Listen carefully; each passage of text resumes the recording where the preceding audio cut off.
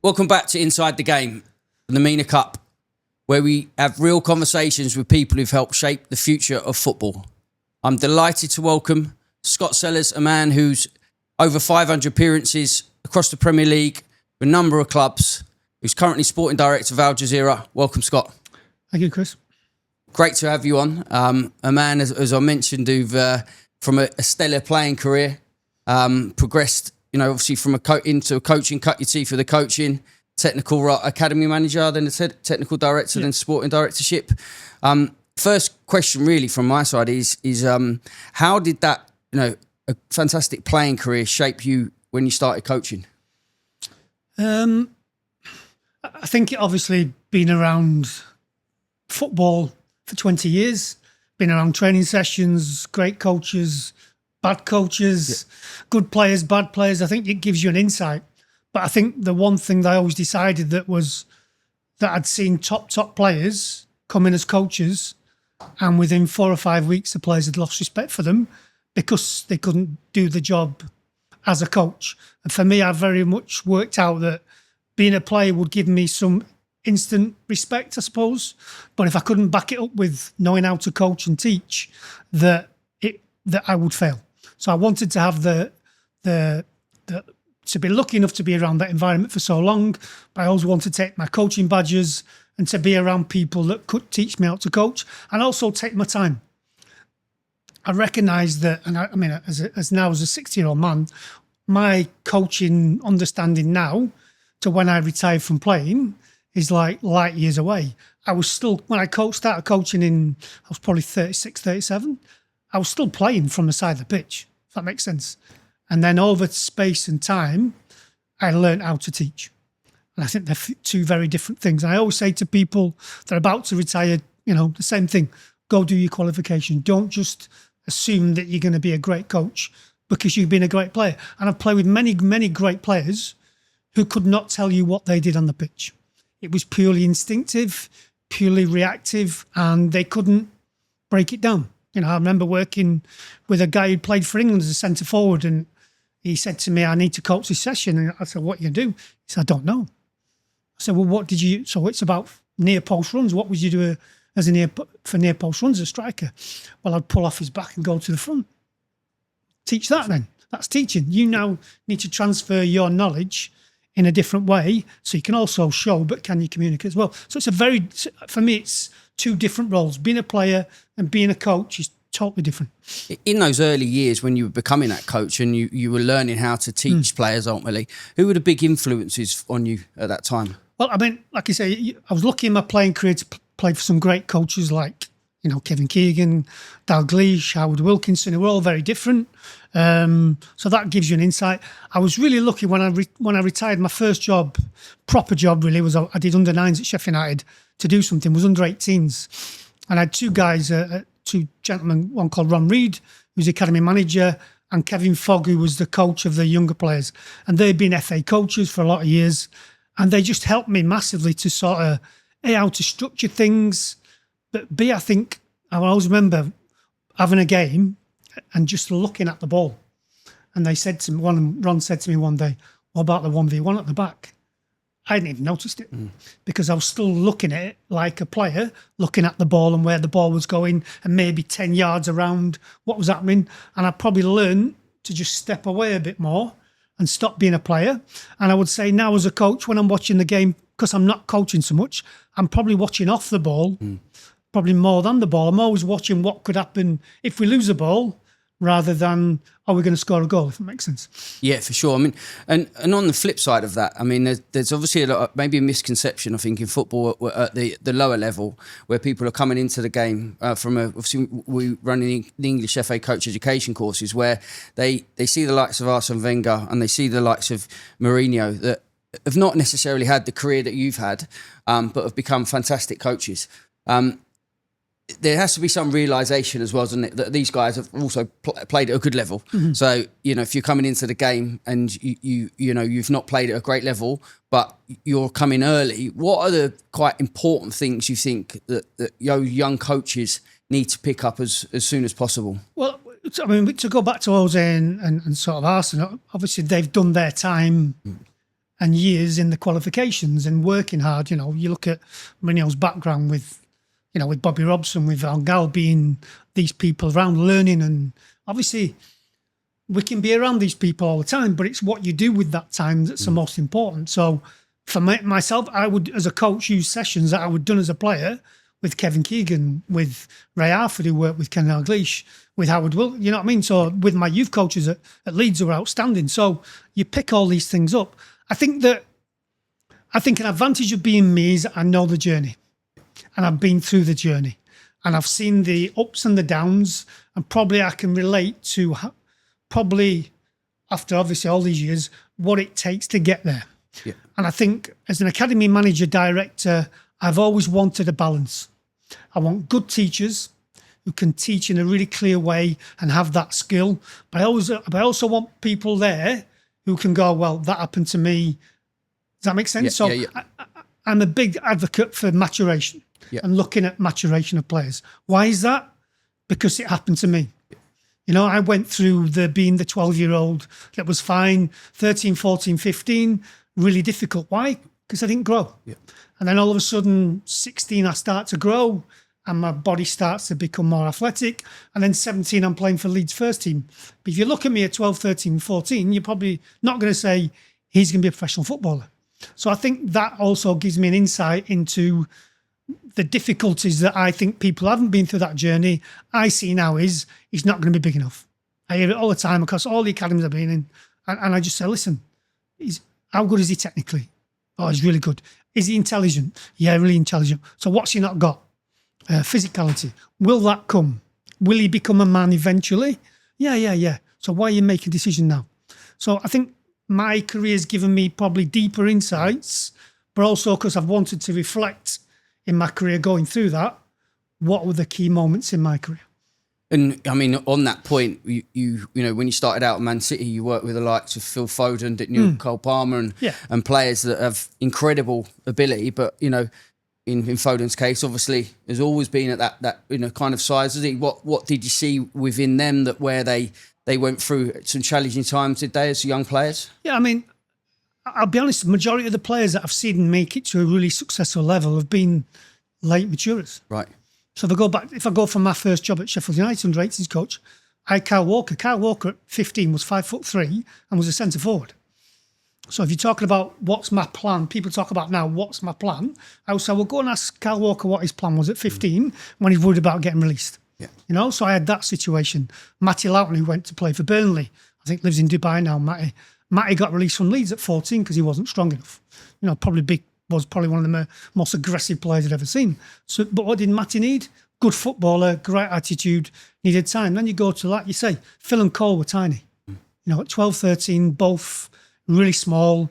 And I had conversations with a lot of people saying, are they going to be big enough? And I used to say, are they good footballers? Yeah. Can they beat a player? Yeah. I said, and I do say again, they will have difficult moments going through their journey. But when it all comes to, when they become men, they'll be fine because they've got great technical ability, great confidence in their ability, and ultimately a real passion to play football. Yeah. I think that's the one thing. Again, when I'm looking at kids is, are they enthusiastic for football? Are they competitive? Do they love it? Before I even look at the technical abilities. Yes, I mean, really interesting. I was speaking to a friend earlier who's head of academy recruitment at West Ham, and you know he was saying similar that the social side of it is, you know, where what players are like there. Do they have the the characteristics of not just the technical, physical side to it, but they're so important. And just going back to where you mentioned there having a plan, did you ever have a plan to then go into senior leadership roles within that kind of coaching sides of the game? No, my desire was always to be a coach. And to be coach, if I'm honest, more in the development. I like type of person and I like to see a start something. And I'm more of a long-term view look at things. And probably I got into leadership roles because I probably did have a vision of what I thought it should look like and how it should look. Again, going back to your background and how it forms you, I went into Leeds in 1982 as a young player, and you know Leeds were coming to probably the end of their tenure as one of the greatest clubs in Europe. But at that time, they had their own training ground, they had their own gymnasium, They had their own kitchen where players were fed. They had a proper medical room and a proper physio. They had sauna, they had steam room. Now, all these things that are now seen as a normal, in 1982, Leeds United had. They had a focus on young players.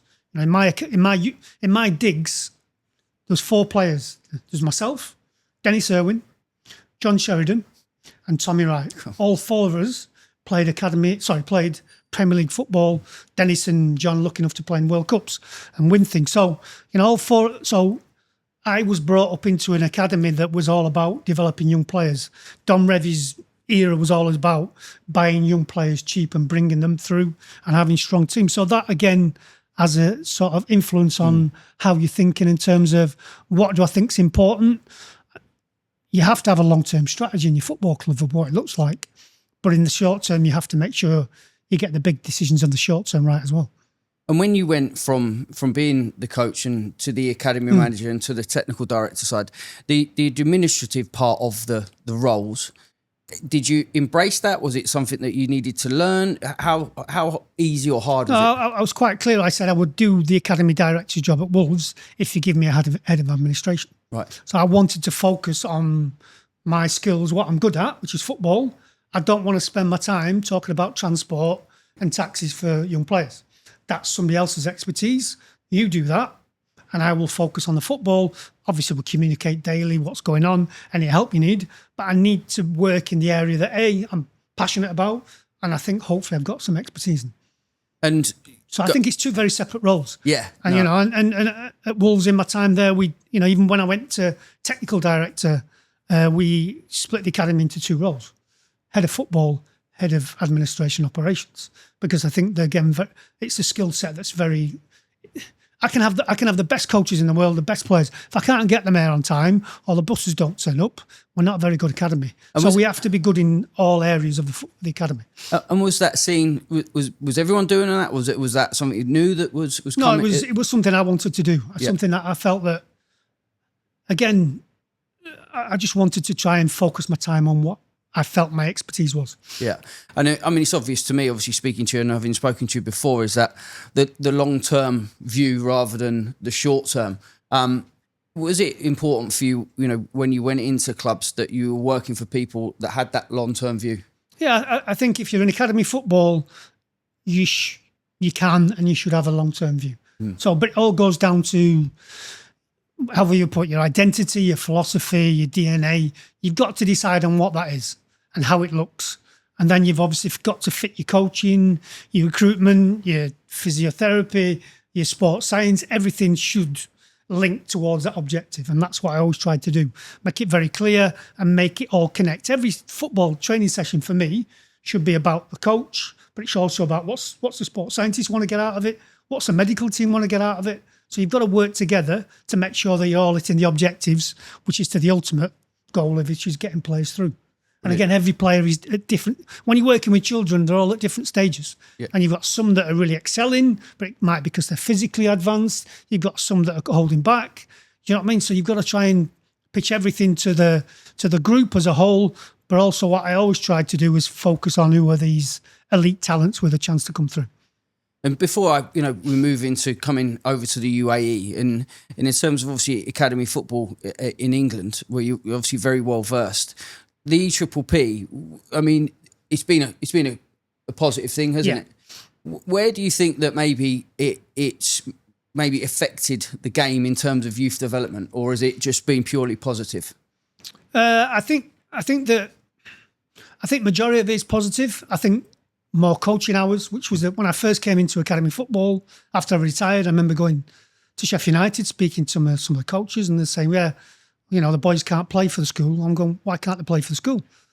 "Well, they might get injured." I said, "Well, what if they don't get injured?" So what do you mean? I said, "Well, are they going to be better sat at home watching TV, or going to be better playing football?" "Well, they'll be better playing football." I said, "So why are you stopping them playing for school?" "Well, it's not the same standard." I said, "But they might be able to try things out playing for the school that they might not be able to do in academy football because it's more competitive." So for me, hours playing football is the most determinative to be a successful, whether that's in coaching, whether that's doing it on your own. I remember as a boy, you know, most of my coaching was done. I would be training with the school one night. I'd be with my Sheffield boys team maybe a couple of nights. I'd have my Sunday team. I'd have 2 games a weekend. And I think by playing football, you become a better footballer because you've got a lot more decisions to make.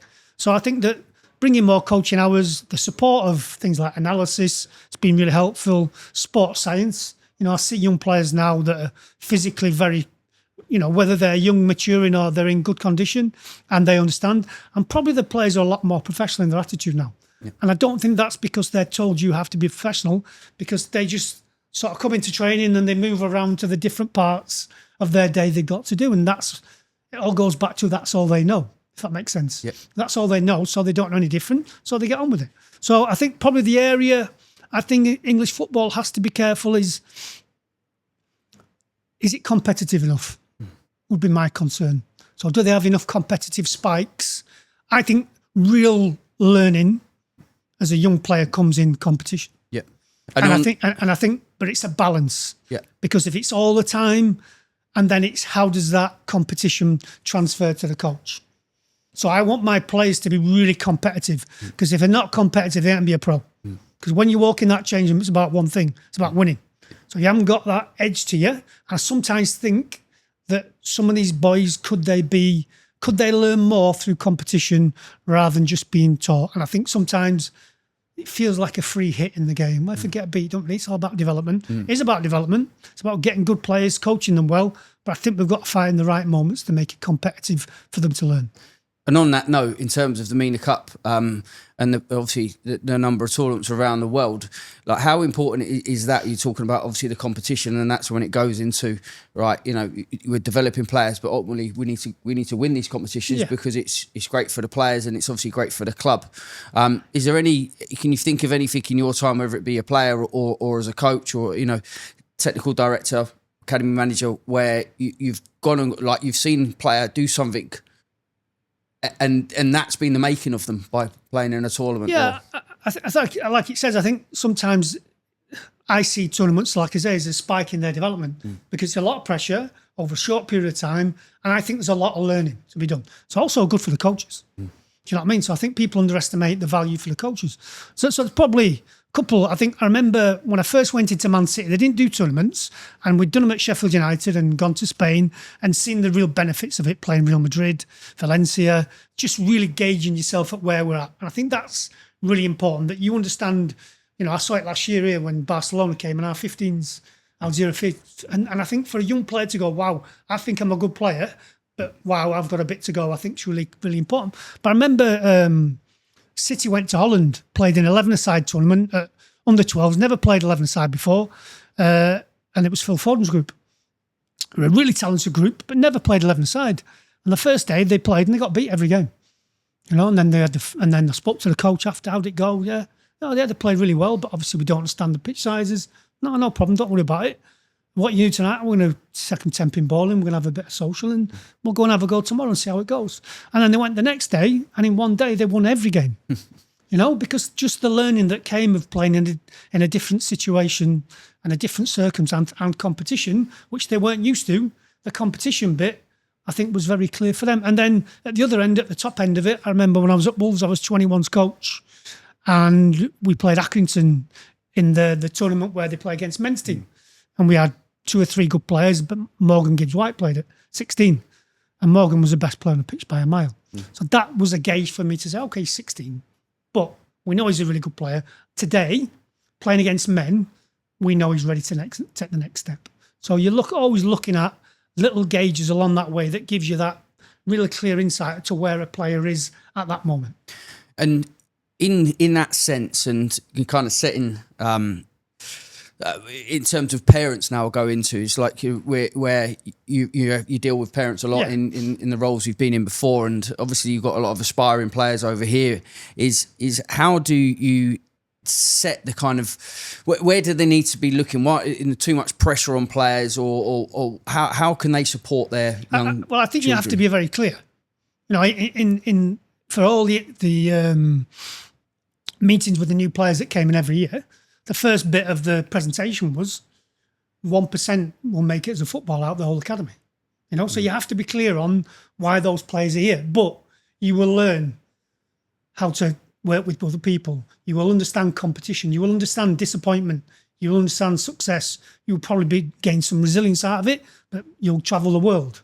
You'll have a lot of fun and you'll make some great friends. So they're all things that you're trying to paint as what academy football is in reality. The first team bit is for 2 or 3, 4 or 5. A career in football is probably for maybe 20. You have to be realistic, but you're going to learn so much. And you're going to have so much fun. And I think if you understand that, and then there has to be a code of conduct for parents' behaviour. And if you don't live by that, then I'm sorry, you can drop your son off, but you're not coming in the building. Yeah. And, we've had to do that at times because sometimes it's the only way to learn. And also, you have to communicate with the parents a lot. You're always going to get talented players sometimes have the most difficult parents because they can see their son's potential, expect a lot. So I always say to the coaches and the team managers or whatever's involved, keep them close.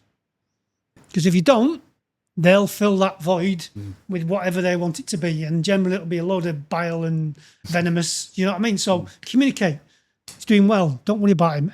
Everything's okay. Anything we can help you with. So I think that communication piece is really important from a long term. This is where you're at. And then making sure the communication on short term goes on as well.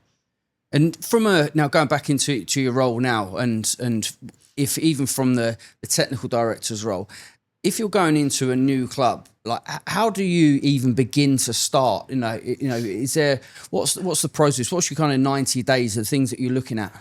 Look, listen, mostly just look, see what's going on. I might come up with an unbelievable plan. I want to do things. I might go in and look for 90 days and go, actually, I don't need to change anything. So where can I make an impact? And where's an impact needed quickly that's going to make a big impact change?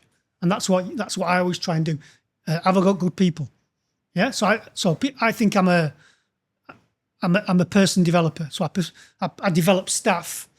I have as much pleasure in developing staff that move to higher things than I do as players. So I see myself as a developer. I go in my management style is development.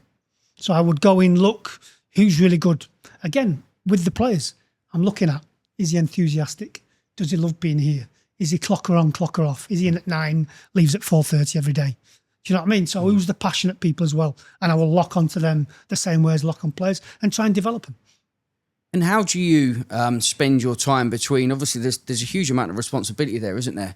Whether it's the youth academy department, sports science, recruitment, etc. How do you work? Have you got a plan that you kind of work to, or is that dependent on the club? I think again it goes on an assessment of the football club, looking at where can I make that impact? Where is somebody really good and I can let him get on with the job and we just have a conversation once a week? Yeah. Where is somebody struggling a bit? And I need to be with him all the time. I hate being micromanaged. So I'll never do it micromanage to anybody.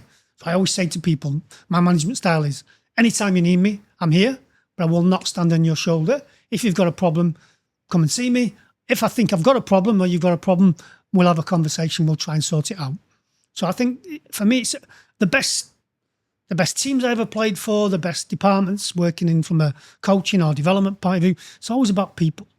And that's the one thing I will be assessing first, the people. And then I will try and help and influence those people. And sometimes that difficult bit is, like players, you have to release. Sometimes with your staff, you have to say, listen, we've supported you on this, we've given you a development plan, it's not working, we need to find somebody better. Like I might need to find a new left back. Yep. And like taking a step from English football into the UAE, obviously a lot of differences, we know that. In terms of an academy perspective, and I appreciate obviously a lot of your time you spent with the first team, but what have you seen for the 2 years you've been here, where there's improvements have been made, and also where there can be future improvements? In academy football, I think that obviously from Al Jazeera's point of view, we've had a lot of help from City Football Group, so we've brought in a lot of structures and ideas that are very much based around English Premier League football. So we've got some really good staff from across the world, which is important, who can develop and understand development. So I think improving your staff, also making sure we develop the local coaches as well. So I think that's I keep saying to the guys, listen, we're all going to leave at some point. We need to leave it in a better place, but most of all, you need to leave it in a better place for the local coaches. At the point that sometime that the academy director and the 21s coach, 23s, whatever it is actually somebody from the UAE. Would be my long-term objective, for the development of young players. So, we can only do that if we educate them in the right way and show them. So I think that's a big bit. I think there's a lot to be worked on in medical and sports science, improvements there. And I think if I can be sort of critical of one thing, it's probably recruitment. So recruitment is a long way behind in terms of both first team and academy. There's a lot of let's wait for players to come. No. You have to go out and find them. You have to be aggressive. You have to go and watch the games at 6, 7, 8, find out who the best players are. And then sometimes you have to be aggressive in saying, well, some of these players we've been here a long time, are not good enough. So we need to, smaller numbers, higher quality as well. But I think that there's a lot of talent here. Yeah. You know, I do see there's a lot of expats coming here now, especially in Dubai. There's a hell of a lot of talent, some really good players. And across the whole of UAE football since I've been here, 2 years now, I've seen big improvements across it all. Do we have an opportunity now, because there are so many different, and I suppose it's a difficulty anyway, but so many different nationalities here, where people talk about creating an identity, a DNA. Yeah. How do you go about doing that in somewhere where it is so? There's also the transient side to it, but how do you create an identity, and is there an opportunity to do that? Yeah, I think you have to. I think that you have to understand firstly where you're working, so the identity has got to fit to the players that are here, which is mostly local players. So it has to fit to their style and how they play, and they play a very technical game. So we have to fit it to play a very technical game that suits them, brings the best out of them, what they like. So you have to fit it to that. So yeah, that's probably the first thing, is look at the quality of players. Then you're obviously bringing staff from all over the world, can bring different ideas, whether it's from France, from Spain, from the UK, and you're just trying to give them as much information, education, but make sure they're still loving the game and have the passion to develop as footballers. I think, probably the difference here is that in Europe, in Africa, in South America, for a lot of young players, football's a way out. It's a way to be successful. Probably the local people here don't have that same pressure. So I think that's sometimes where the competitive side of it is probably something they need to develop a little bit as well. But also that desire to be, do you really want to be a professional footballer, or are you just doing this because you like playing football, is a difference I think I see when I'm in the English game, or I watch games in Spain or wherever, Africa, South America. I see a real passion to be a footballer, and I understand why. Yeah. And in terms of facilities, infrastructure, how important is that, and what do we need to be doing here to improve that? Yeah, I think if I look at, I've been to a lot of the stadiums and the academies of the younger players. I think overall the facilities are very good. What's in place. I think, again, it's just looking at what's going on around the world, like we all do, and say, how can we improve it? I think medical and sports science, there needs to be an improvement, because I think the physical side of football is so important now. And as I said before, I think the recruitment and having a proper department that can work within academy and find young players and have an eye for talent as well, which is really important. Yeah. Brilliant. And I'm going to have a quick fire little round with you. All right. Best player you've ever worked with? Good question. I've worked with some good ones.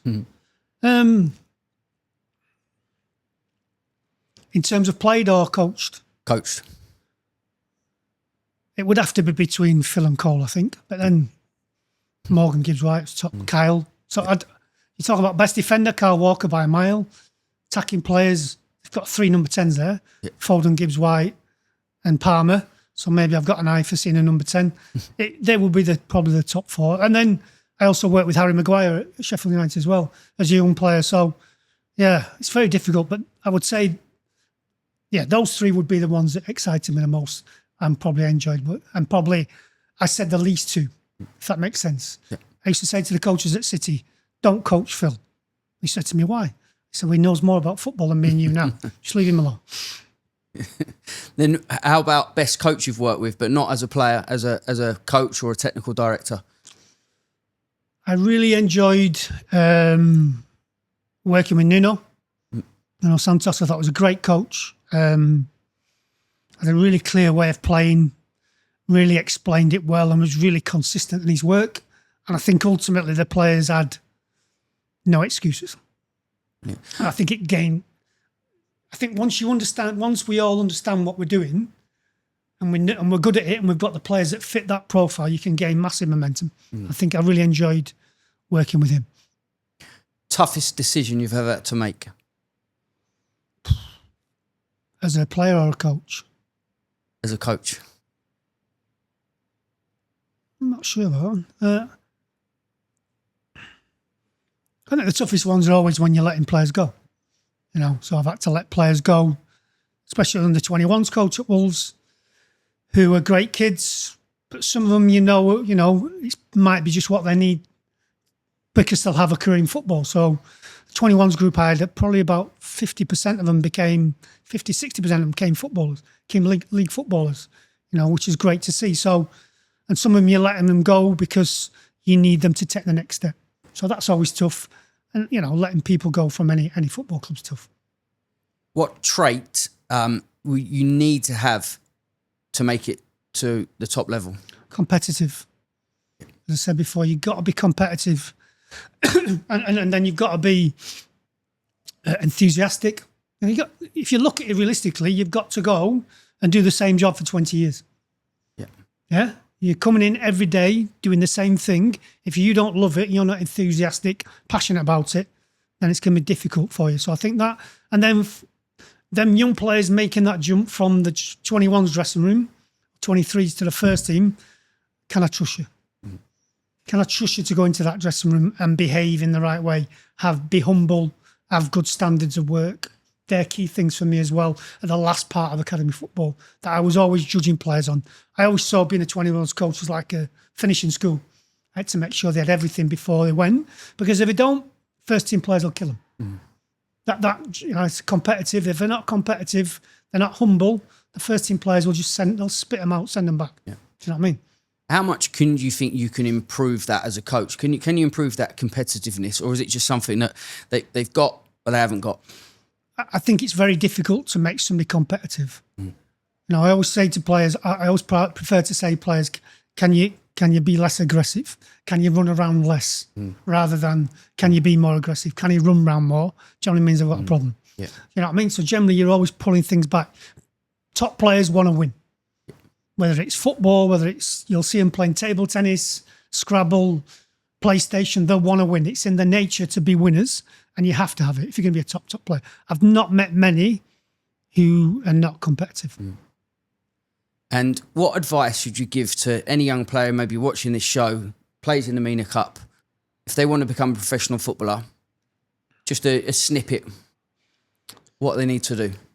I think most of it goes down to hard work. Yeah. If I think anything that I've ever been successful in for me has been down to the hard work I've done as a player or as a coach, putting the extra time in. It's making sure that you don't let the pressure get to you. That's always, I think, something for young players, that's hard to manage. But I think it's a bit like an inoculation. The more you put them into the competitive arena, the more they learn to manage that. And then if you can help them, I think psychology is going to be a next big step in coaching, giving players strategies to cope with the pressure, because you're a human being. If you don't feel pressure, there's something wrong with you. If you're going into a game not feeling pressure, it means you're not up for it. So I would say, learn to cope with the pressure, but these are great opportunities. And go and express yourself. You know what I mean? If whatever you're good at, go and bring it to the table. We all have a way. As a player, we've got to bring whatever you're good at to the table and play the game. So if you're a technical player, be technical. If you're aggressive and physical, if you're centre half, then be aggressive and physical centre back. You've got to bring your tools to the table. Brilliant. And last one, and this is to the parents, what support can you give them around that? I think do not put the pressure on. Those, like we've all had it and seen it, is that car journey home after the game or the tournament when he's maybe not played as well or she hasn't played as well as they wanted to. It's going to happen. The human beings, you're not going to play well every week. I was a player who played in, Premier League, Champions League, but I had some really bad games. Do you know what I mean? I had some poor seasons. Do you know what I mean? You do I'm still won things, but you've got to understand that that's part of being a human being, part of being a professional. Is support them, help them to understand it's normal, because sometimes we can beat ourselves up as a player. Sometimes the biggest critique is yourself. You know what I mean? And that, for me, was hard to manage at the time. I could go from being very confident to not confident through myself, and it didn't matter what anybody said. So I think help them to understand that it's normal to not play well sometimes, and help them to go, okay, that's gone. Let's focus on the next game. Brilliant. Scott, absolute fantastic insights. Really appreciate you coming in. Thank you very much. Cheers, guys. Thanks to see you, mate. Thank you. That's been Inside the Game. We look forward to seeing you at the next episode. Cheers.